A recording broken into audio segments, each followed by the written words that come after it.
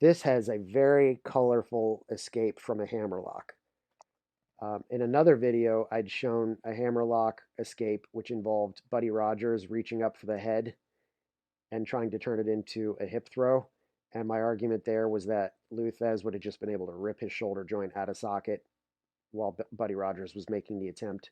And I think this has the same inherent vulnerability where Edouard Carpentier could have had his shoulder ripped off while trying to apply this defense. But I do think it's a little less because as he flips, he's actually bringing his body higher up, meaning he's bringing his shoulder more out of danger. Does that mean this is realistic for most people to be able to apply? No, not at all. This requires a very high degree of athleticism. But what's also interesting is the pin that he secures afterwards, where he went through Lou Thesz's legs and then keeps his shoulders on the mat, thus winning the conditions for a fall. And he's blocking Lou Thesz's leg mobility by keeping the legs under the armpit. Having said that, a lot of that is really based in theater. First of all, in this flip, that's pure theater. But second of all, yes, that kind of throw that Edouard Carpentier does can work, where he goes behind and shoots his body underneath Lou Thesz's legs. That can work, but the pin that he does afterwards, I have my suspicions about.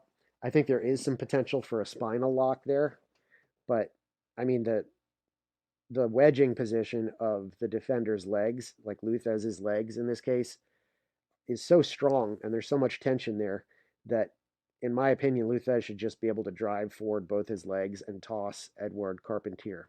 So I do think this is a bit of a theatrical pin, even though I think there is a possibility, if you time it right, that you could keep both of those legs collapsed.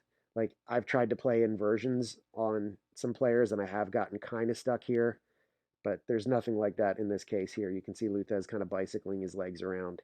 So again, this is just pure theater pin.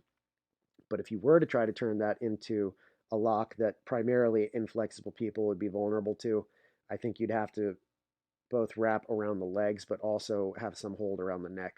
So here, where Edouard Carpentier has palms down, I think he would have to instead have those palms kind of like wrap around the neck of Lou Thesz for that to be even remotely realistic. And even then, I'm going to say that that's an extremely low probability, very high risk thing, which is why we don't see that lock anywhere.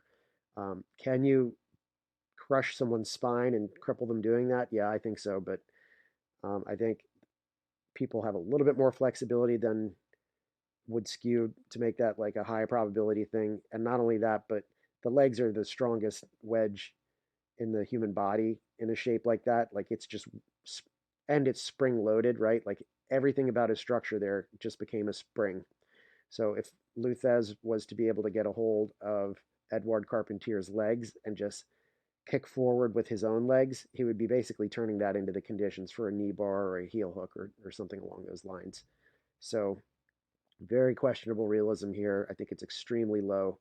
It's mostly theater, but this might be kind of fun to play with a little bit. And that's kind of my final assessment on this without having tested it yet.